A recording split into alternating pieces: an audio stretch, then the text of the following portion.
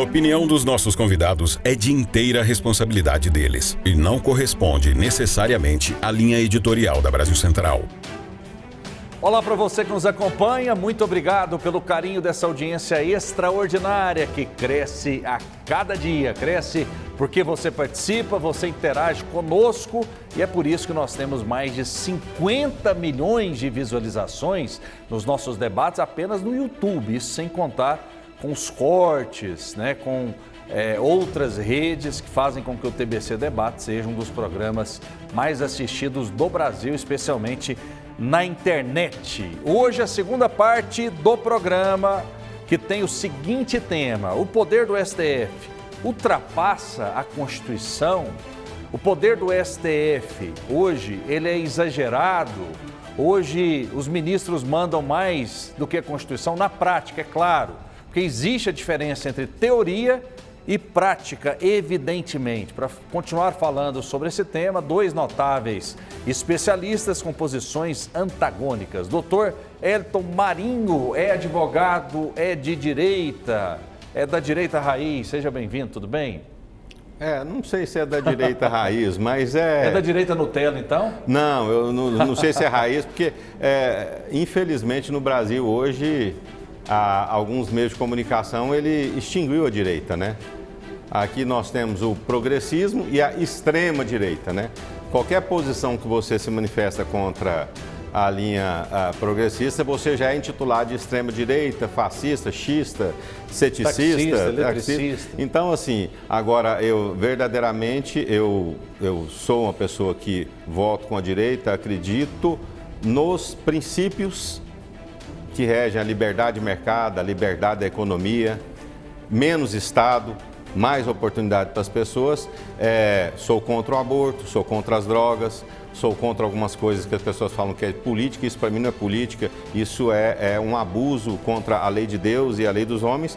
Então, evidentemente, aí, só de me posicionar assim, pessoas já me chamam de radical, mas somos de direita.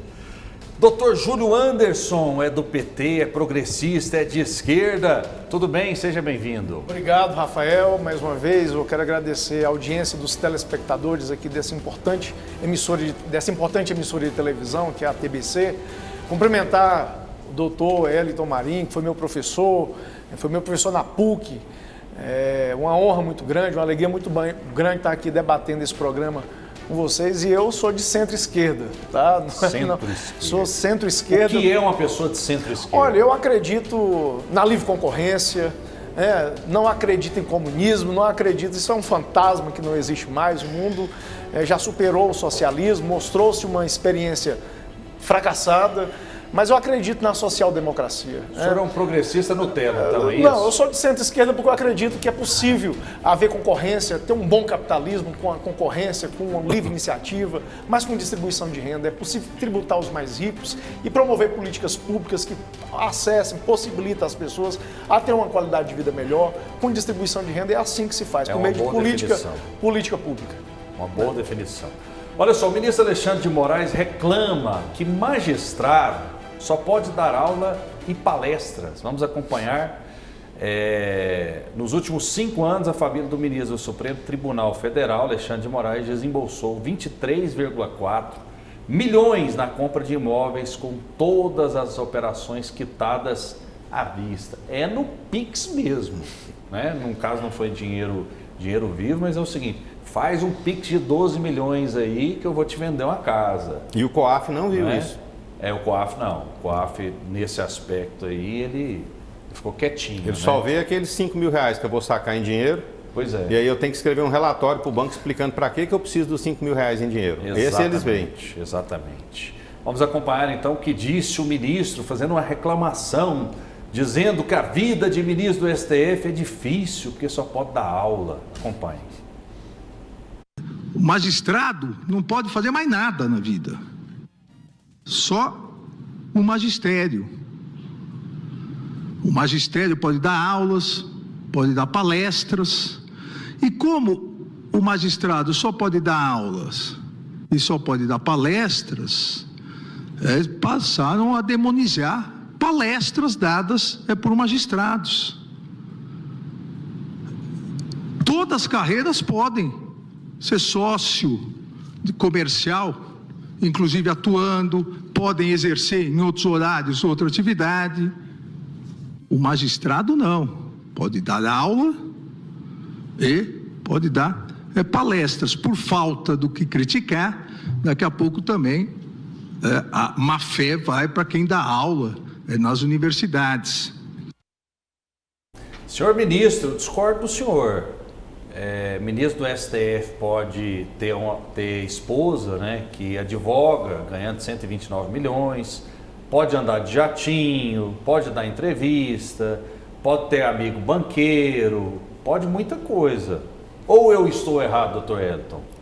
De maneira alguma, esse tipo de argumento do ministro Alexandre Moraes, ele se desfaz por si só, porque, como mais uma vez nós falamos no programa anterior, nós temos uma capacidade de raciocínio. A questão não é o magistrado da palestra, a questão é que palestra, quem está pagando por essa palestra, qual o evento que é esse, qual a finalidade.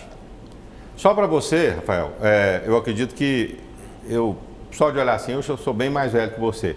Há um tempo atrás aqui em Goiás, nós tínhamos políticos e as pessoas falavam, esse político está enriquecendo demais. Ele está no exercício do mandato político, mas está enriquecendo mais como?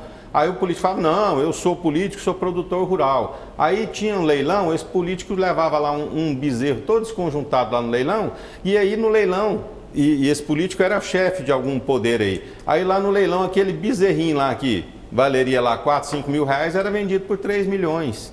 Aí pronto, eu levei para o bezerro, apareceu alguém para dar 3 milhões, quer dizer...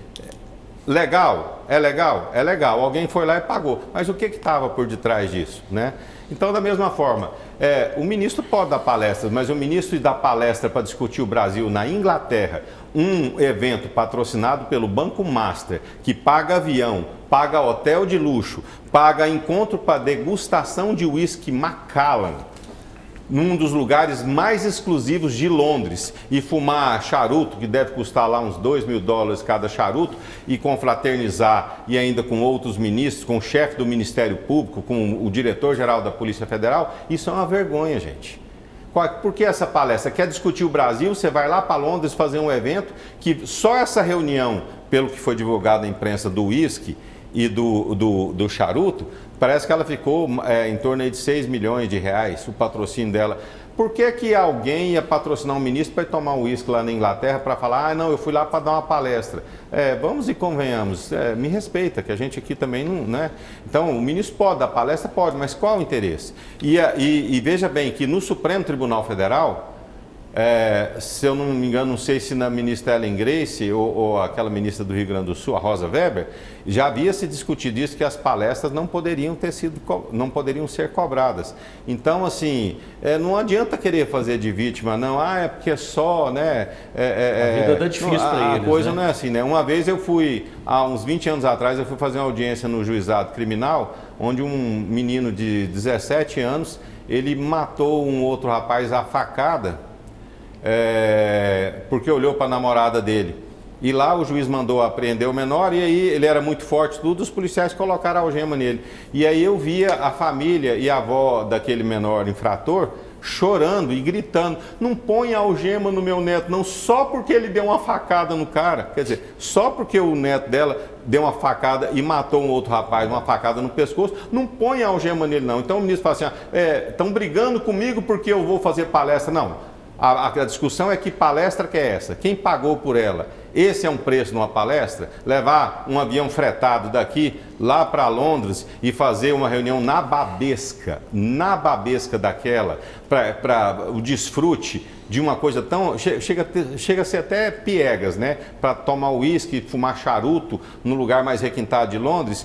Ministro de Suprema Corte, ele não é ministro de Suprema Corte para ter vida na babesca e para ser tratado como o sultão, o grande rei da Arábia Saudita. O cargo é um cargo para ele fazer justiça para o Brasil e não para ser a estrela de cinema. Professor Júlio Anderson. Como eu sempre falo, quer ser magistrado, assuma o ônus da magistratura, né? O ministro, como magistrado, tem que ter uma vida comedida, né? Tem que ter uma vida discreta. Ninguém mandou ele ser juiz. já quis ser juiz, respeita o Código da Magistratura, que é muito claro nesse sentido. O juiz tem que estar com uma posição, uma conduta social reservada, porque senão ferem o princípio da imparcialidade. Eu acho que tem que ser investigado. Se essas denúncias que o professor Elton está falando forem verdadeiras e comprovadas, tem que ter punição, e tem que ter investigação.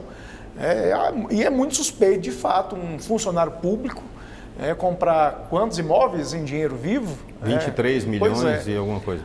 Como a gente viu, que isso é um indício fortíssimo de lavagem de dinheiro.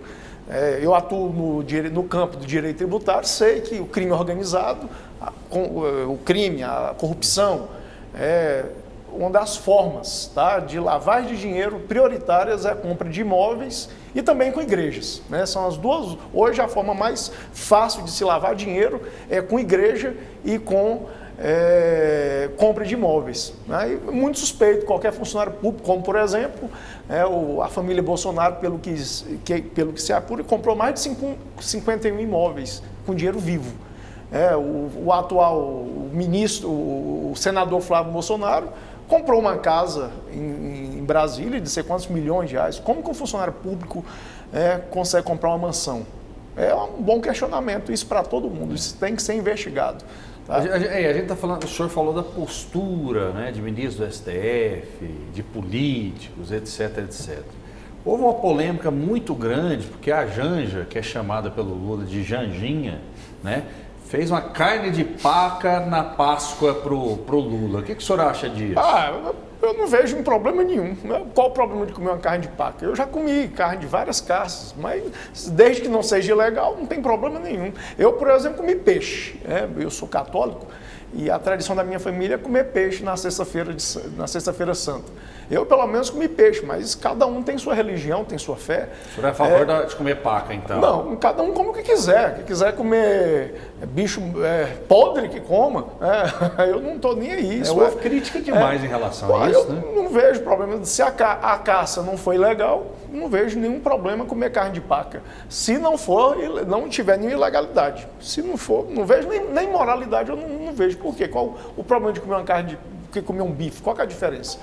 Eu não sei. E o preço? Eu não sei quanto que custou a carne. R$300 o quilo. Mas ela tem um salário, o presidente da República tem um salário. Não é possível que ele não tenha condições de pagar uma carne de R$300. Isso aí é uma questão muito insignificante, porque a extrema-direita, ela não tem o que falar, não tem projeto, fica pegando essas futilidades e fazendo polêmica com elas. Isso para mim é um assunto irrelevante. Minha preocupação é como é que está a economia do país, como que está o emprego, que felizmente nós estamos com a menor taxa de desemprego da história do Brasil, a economia está estabilizada, a gente precisa melhorar muito, precisa melhorar demais, só que já estivemos muito piores.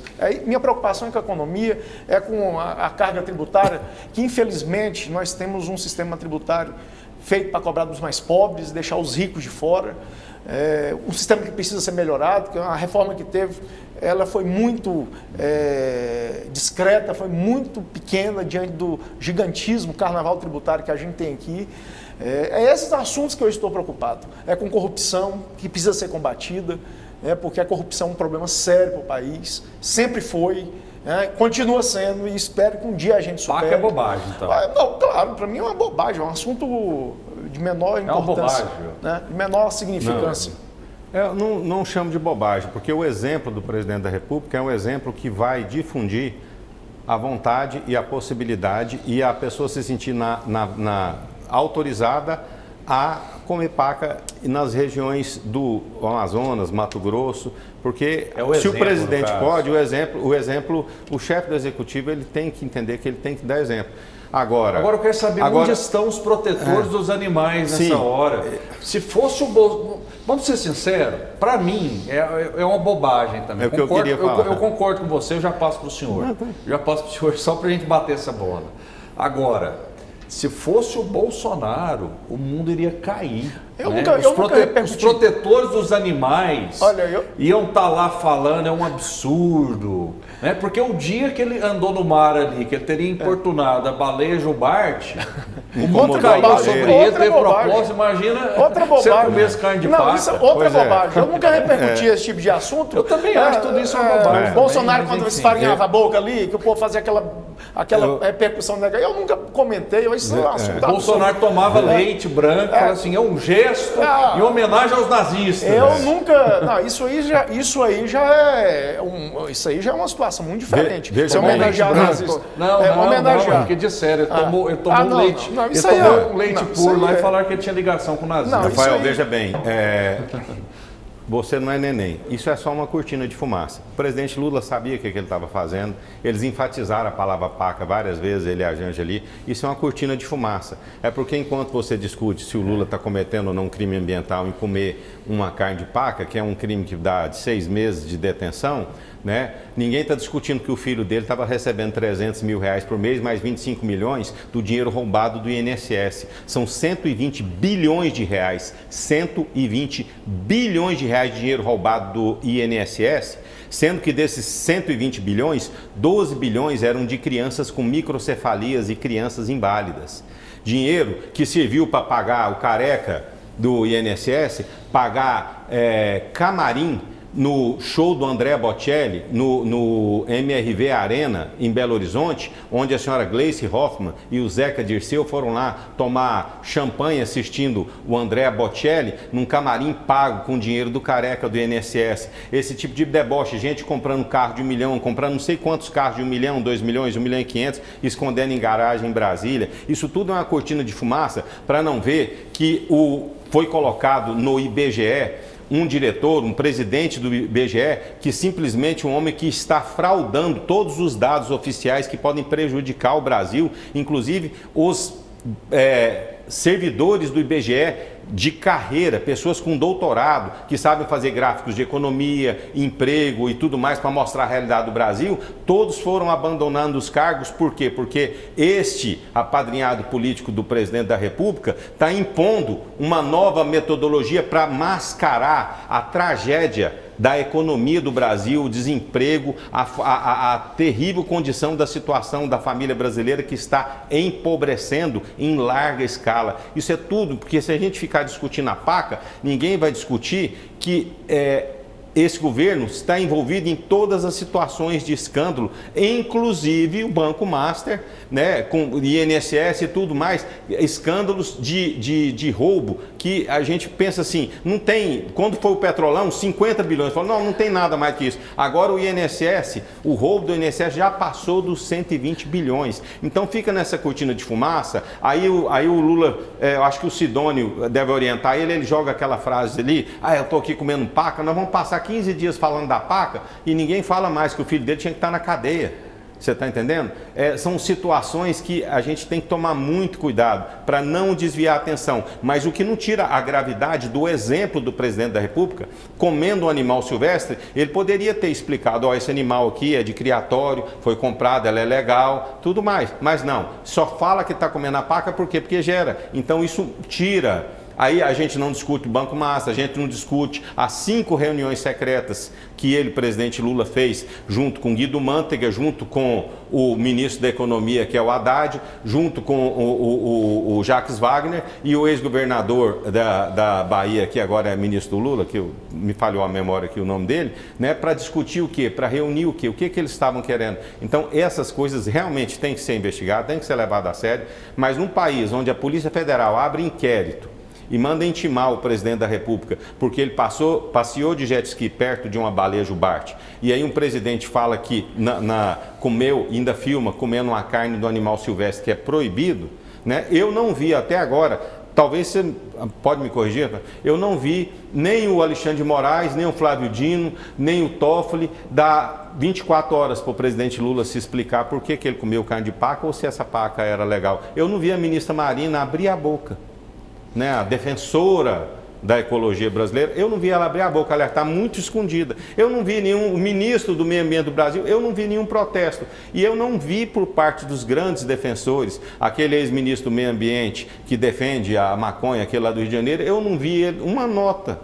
no jornal dele. Então a gente tem que ver que isso tudo é uma cortina de fumaça, é uma questão pensada. Vamos pegar um probleminha aqui e vamos gerar um escândalo. Enquanto a gente ficar discutindo isso nos 30 dias, a turma está lá, ó, roubando. E eu quero ver o pessoal que roubou do INSS para a cadeia, mas com vontade mesmo, de acordo com a lei, certo? Que tenham toda a oportunidade de se defender. Eu sou advogado criminalista, eles têm direito à defesa, à ampla defesa, constituir advogado, mas que sejam julgados, porque o que está acontecendo, vocês não têm ideia do que é uma mãe que tem um neném com microcefalia, que infelizmente foi por causa de um inseto, de uma falta de tratamento, como lá no caso do Recife, né? Um neném nasce microcefalia, aquela mulher recebe um benefício do INSS e ali tirar dela 70, 80 reais por mês, aquilo é o dinheiro de uma fralda, aquilo é um dinheiro de um remédio para aquele neném. Isso é um absurdo. Isso, gente, isso agride a nossa... dá aquela repulsa, mas isso agride o coração de Deus. Tem que ter justiça nesse país. Que bom que falou do INSS, que é uma coisa séria, uma coisa muito séria, esse escândalo do INSS. E doutor Eliton, o senhor conhece o sistema do Projúri Tribunal, né? Trabalha, advogado atuante. Se fizer uma consulta no número da minha inscrição e do meu sócio, vocês vão ver que a gente tem ação lá com esses escândalos desde 2018.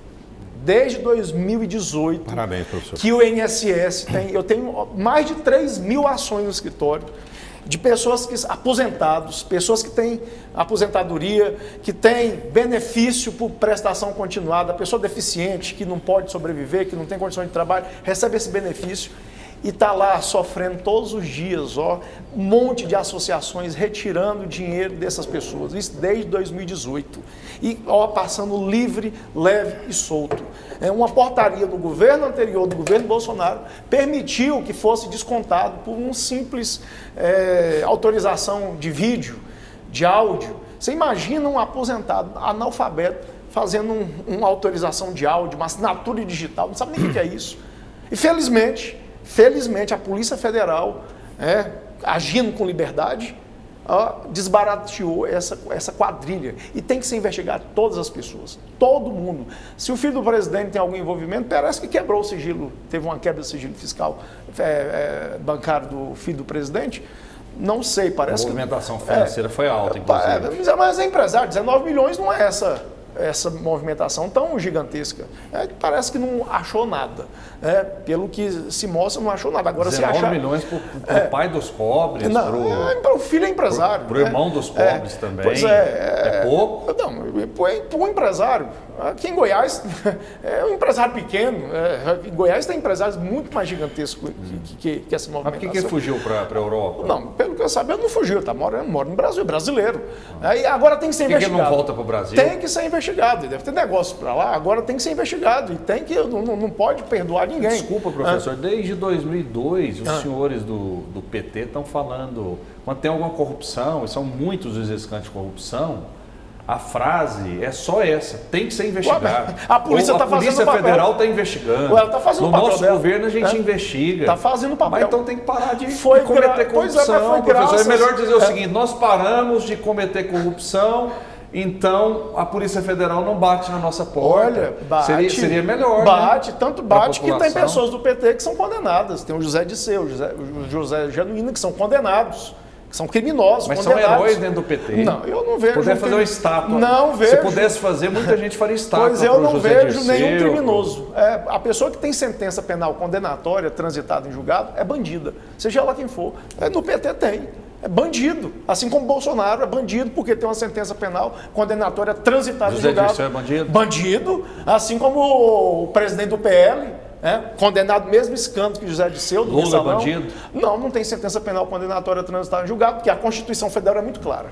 Nós só temos, o senhor professor de penal, advogado criminalista, sabe disso, que a Constituição ela é muito clara, só tem duas figuras, ou a pessoa é inocente ou a pessoa é culpada.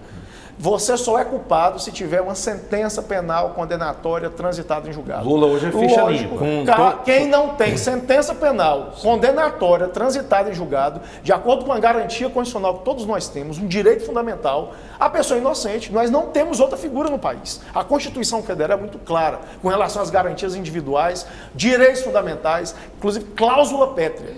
Só é culpado no Brasil essa pessoa. Aí o José Dirceu, o José Genuíno, o Valdemar da Costa Neto, Bolsonaro, eu posso chamá-los de bandidos porque todos eles têm sentença penal condenatória transitada em julgado. Com todo respeito ao meu debatedor, o presidente da República, Luiz Inácio Lula da Silva, ele teve sentença penal transitada em julgado, iniciou o cumprimento de pena, foi recolhido à prisão, só que depois que já tinha transitado em julgado, por uma estratégia jurídica de um recurso que não cabe para isso, foi anulada a condenação, não por ele ser inocente, por erro de CEP, porque falou que ele deveria ter sido julgado em Brasília e não em Curitiba, mas não se discutiu o mérito.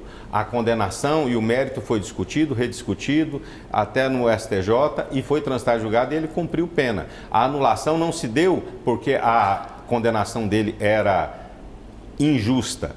Se deu porque acharam uma questão de diferença em CEP. É uma decisão mandrake, né? Que amigos da Suprema Corte fizeram e possibilitou.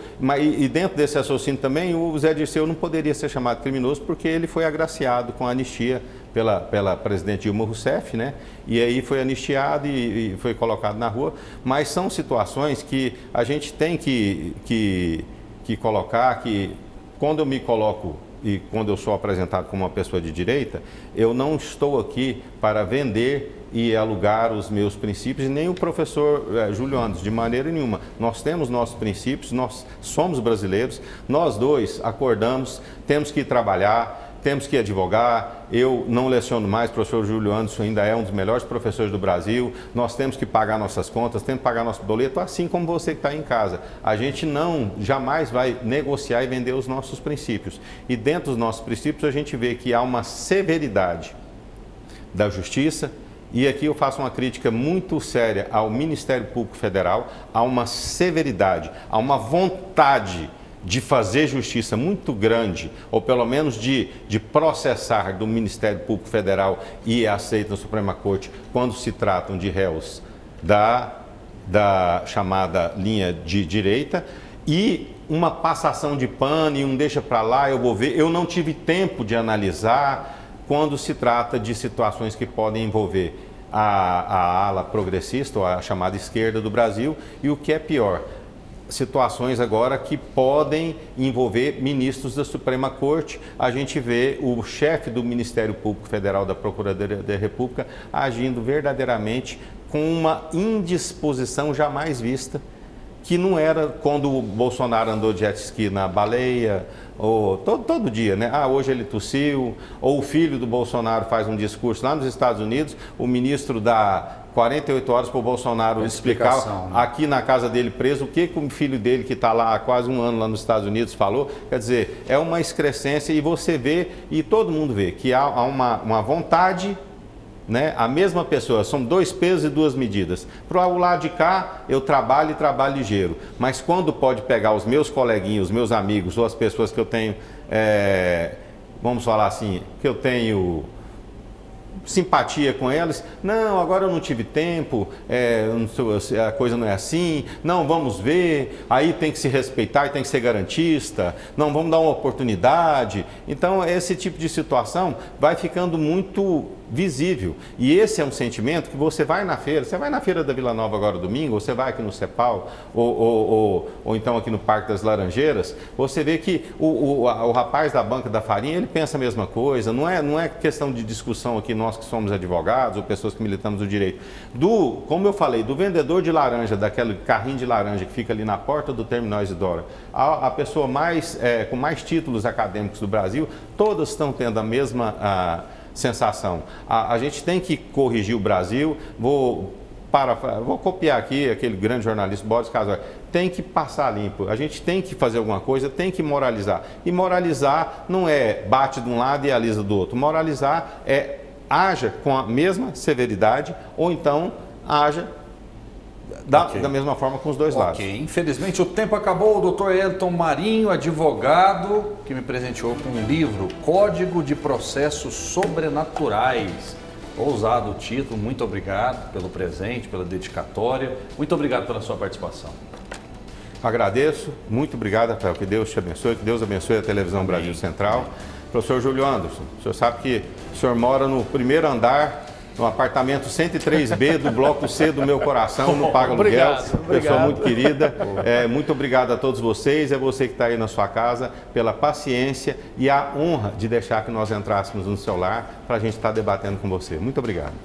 Maravilha, doutor Júlio Anderson, sempre educado, combativo, inteligente. Muito obrigado pela sua presença. Obrigado, Rafael. Obrigado à TBC. Obrigado aqui ao meu professor Elton Marinho. Obrigado pelo livro. Já deu uma folheada prévia. É um livro parece um romance, né? Muitas histórias que envolve aqui o Tribunal do Júri. Obrigado pelo presente do livro. Com toda certeza irei lê-lo. Obrigado. E você em casa que é suficientemente inteligente, tire as suas próprias conclusões. Fiquem com Deus e até a próxima.